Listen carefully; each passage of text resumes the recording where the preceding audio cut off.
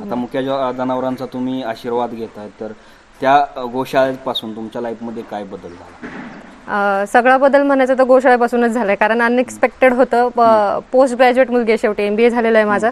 त्याच्यामुळं असं कुठं मनातही नव्हतं की आपण गोशाळा वगैरे सांभाळू वगैरे काही, पण अनएक्सपेक्टेडली झालंय. आणि इतकं सुंदर झालंय ते की आता त्यांनी सहनशीलता इतकी वाढली आहे, किंवा जे आपण एक जीव लावणं असतं किंवा जे प्रेम करणं असतं गुरांना, ते आपल्यापेक्षा जास्त ते आपल्याला कसं करतात आणि ते कसं मिळवता येतं ते खरं तर जनावरांकडून शिकणं, जनावर म्हणणंच त्यांना चुकीचं आहे खरं तर, पण ते त्या गाईकडून वासरांकडून यांच्याकडून शिकण्यासारखं आहे. बरोबर. आता तुम्ही एक शिकलेली तरुणी आहे आणि सिटीमध्ये राहता, तर शेवटी इकडच्या भागात आला तुम्ही गावाकडे, तर ते कसं होतं आणि त्यामध्ये कसं तुम्ही तरुणीला कसा संदेश द्याल त्याचा?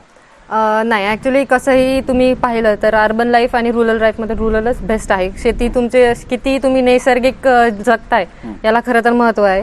आणि तिथे आता सध्या मी आता 5 वर्ष झाली इथे राहते, तर मी आता जर पुण्याला गेले तर मला करमत नाही. तिथे गर्दी, आवाज, पॉल्युशन इतकं आहे. आणि इथे कसं नॅचरल वातावरण आहे, तुम्ही बाहेर गेलं तरी नुसतं झाडं आहेत आणि त्यात 24/7 गायांमध्ये असल्यामुळे पुण्याची किंवा सिटीची आठवण अशी येतच नाही आम्हाला.